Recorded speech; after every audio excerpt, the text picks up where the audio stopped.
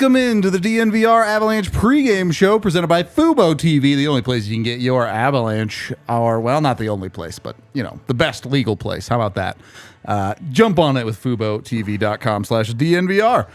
Rudo is in the middle. I'm doing it wrong. AJ, Rudo, Megan, coming to you as the Avs on the back-to-back against Anaheim. Rules, man. I know. I'm not even following my own There's no doing rules. it wrong or doing it right. You get to do whatever you want, man. It's your show. It's our show. All right. Well, I appreciate that answer. Anaheim also on a back-to-back tonight, so might not be the most energetic game of all time. So let's talk about this a little bit because I'm kind of curious. So they had an earlier start than the Avs did, but they were in Arizona. They were. So they had the longer travel of the two teams. Colorado had to drive down the road. Yeah, so Colorado had the later start, so they were up later, but they had an easier travel. Does it kind of even out in the end? And the OT for Anaheim, I feel like adds extra time. So I definitely think it's evened out. Yeah? Okay. Who got to the hotel or who got home first? I imagine it was pretty close. Yeah. Well, so as she mentioned, they go into OT, Right, so probably the Avs honestly got there. We're back at the hotel Yeah. as Anaheim was landing or something. Yeah, exactly. I bet it ended up being pretty close, though. So maybe a little bit even. With that being said, the Avs were actually exercising and using their legs a little bit later, even if the travel is involved. Yeah. I don't know how much of a difference that really makes. Yeah. It's short travel for both teams. For sure. No plane for the Avs, though. There's no airport, none of that nonsense. I imagine they didn't even swap hotels. I wonder, like what they do, because I know in the past when I've been in California with them, I know that they stayed. When I was covering when I've covered that trip before, they've done Anaheim then LA, and they always stay in LA that second night. Yeah, and then they would stay there. They wouldn't fly home. They would stay. So I do wonder, like it being reversed this time, like how they map that out, and that they've been in California for like a week. So obviously San Jose is not like right down the road; it's a few hours away. But they got there quickly, like after the second Sharks game, they get there. Like I do wonder if they have just stayed in the same place. Don't know, but certainly not the worst of travels on Colorado's side for that one.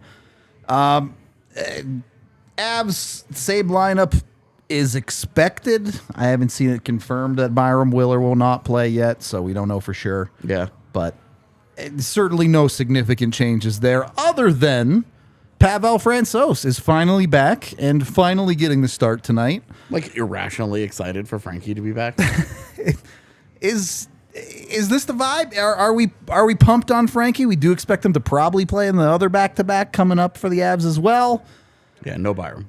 Okay.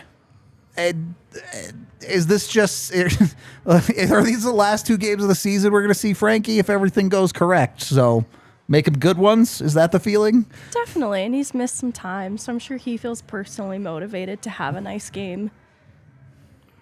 All right. I hope he does. Well, definitely wants to get ready in case that they do need him in the postseason again. You're not wrong. I'm going to live in the world that they don't need him until they need him. But, yeah, we'll see. With the Avs injury luck, you never know how things end up going. Where... I don't have a good word for this. I want to call it the triometer, but that's not the right word. NHL players are always trying for the most part. But we've seen the Avs respond in different ways to when they're playing against or in front of Johansson. Clearly not a ton of trust there. They tend to put in that extra effort to not give up too many high-danger chances. With Georgiev, they kind of let it hang out there a little bit more. They trust Georgiev to make some of those stops. A returning Frankie on that scale from Georgiev to Johansson, where does he fall? I think some of this is coupled with also how they played last night. I think they are going to be higher on the triometer scale because of how they played last night. If it had been a closer game and they had exhausted a lot of what's in their tank last night throughout the entirety of it, I could see that being a little lower on the scale. But because of Francouz just returning after having missed so much time. I think there's naturally built-in try there. And there's a lot, too, based on the poor performance from some of the Stars, especially last night, that I think they're looking to improve on. What's the magic number for Frankie tonight? 2, 3? 3. 3 is enough. 3 is good enough. Okay. That's definitely doable, I would say. You got to keep in mind, as Megan mentioned, your best players are probably going to be ready to go a little bit here. Yeah. A little gunning for some redemption after their performance last night. This Anaheim team is one of the worst defensive teams in modern NHL history. Did Arizona get 31 shots on them? I don't know. But in terms of... Let me look. In terms of the chances that they allow, the quality and the quantity, they're both extremely high. They are. And could be debuting Drew Hellison tonight. Old friend, Drew Hellison. Yep. Would be interesting to see what happens if the rookie gets walked down by some of the Avs, some of Colorado Stars. So, I mean, we'll see. We'll see. No Josh Manson on the other side of it, obviously. Not that that's a surprise, but Manson doesn't get the X-Team revenge game that is so frequent in the NHL. Here we go. I found it finally. All this to look up. Anaheim, if they give up like a handful of shots to Colorado, which they will have given up the most shots of any NHL team in the regular season ever. Yeah. So even with it being a back-to-back for both teams, does not necessarily mean it's going to be a low-event hockey game by any stretch of the imagination. So if you're excited for actual hockey happening, it's a positive to I'm take. not sure when their last win was. I don't know. They are 0-9-1. Yikes. In their last 10. Yikes. And I'm pretty sure that the 9 that they lost in regulation, because the 1 was last night, was a new franchise record. So tough sledding out there. It's been bad. They've understood the tanking part of tanking. At the end of the year, the free win thing, they're not so interested in. The Avs should take that as a gift. Yep. And the Ducks don't want these points. The Avs do. This is kind of the makeup. They win this game. It evens out the schedule. They are even going into the final week of the season in games played. They win this. They will be 2 points ahead of the Central Division in the Central Division race, and they will, in theory, keep the number 1 seed dream alive. In theory. In theory. I have caution around games like this, and the Avs have demonstrated that they can beat lesser teams. So I want to start with that first. But there is always this unpredictable factor with teams like this with very little to lose, probably some frustrations. They've got a young netminder going in net tonight, possibly the debut of Drew Hellison. Is Troy Terry going to play tonight or not?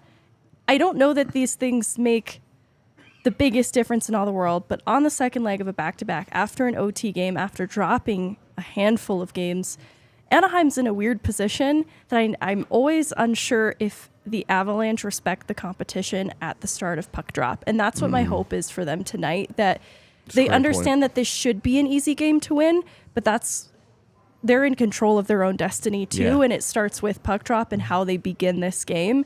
And I'm really curious to see what that start looks like, especially in response to what happened last night, where they scrape out a win that they probably didn't deserve. It's a particularly good point because, as you mentioned, the quality of competition, the 2 games in San Jose, the first periods of those games weren't great. It's a great point. So it's really just like you would like to see them, and I said last night I have confidence that they're going to get out and that they're going to have like a 4-0 lead at the end of this first period.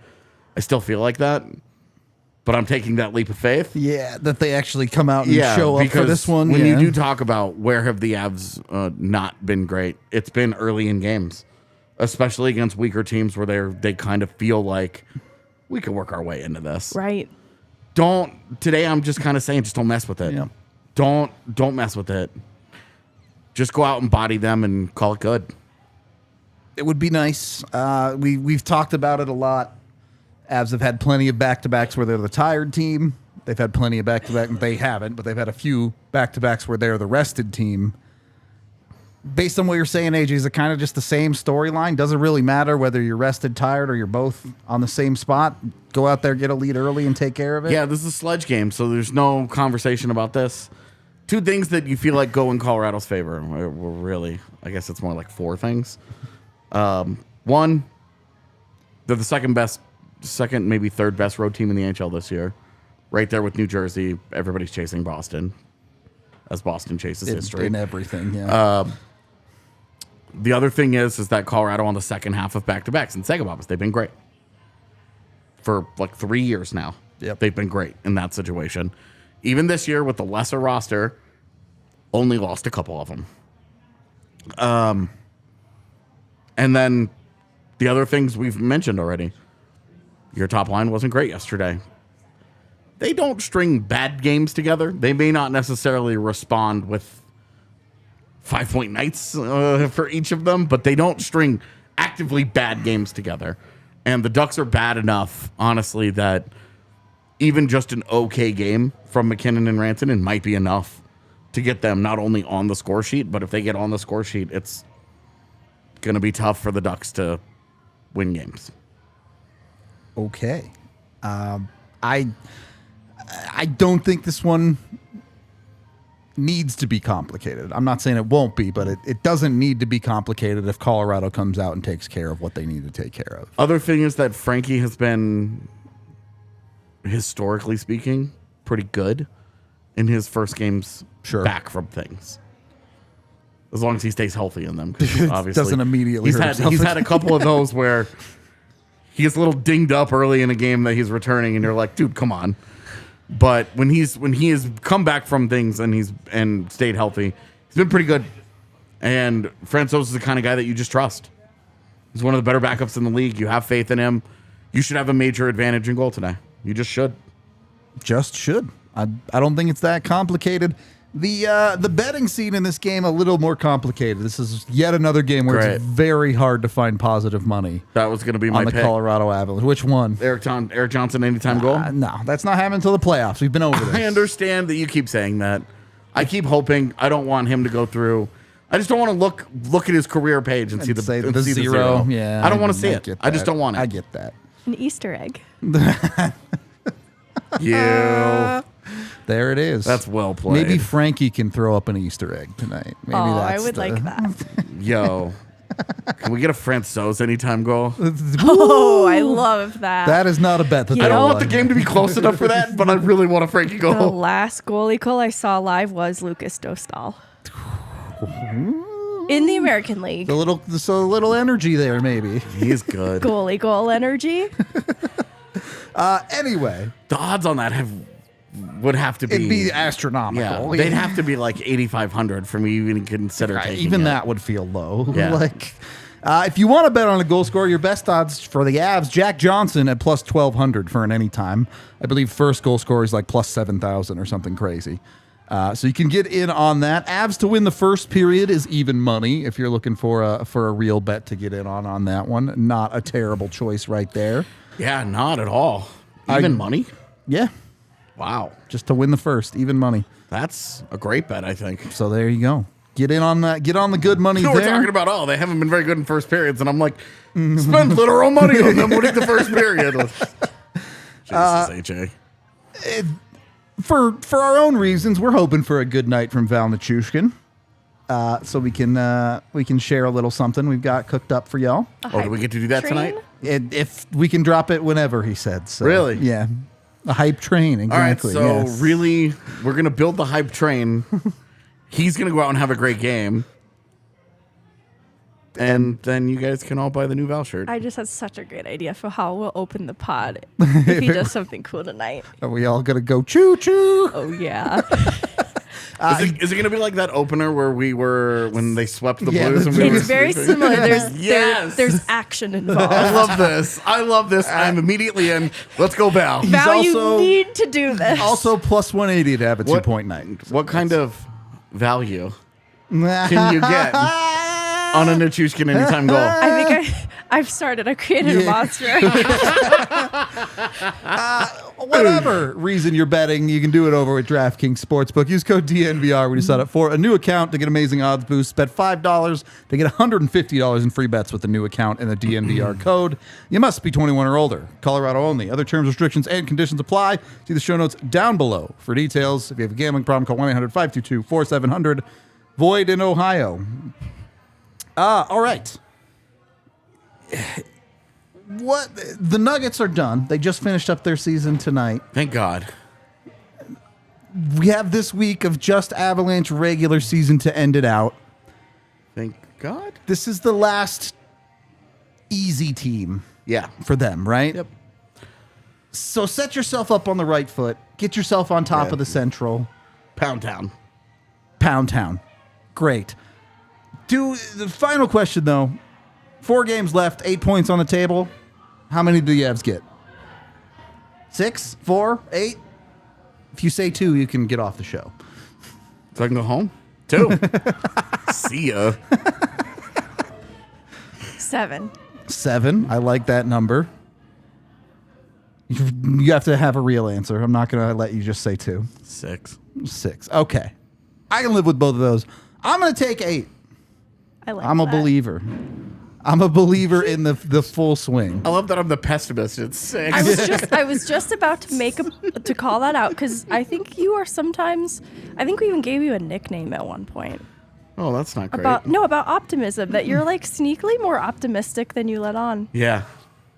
Fun hater over here. I like that I get to be dressed up as the hater at 6 of 8. You're right. These are really bold.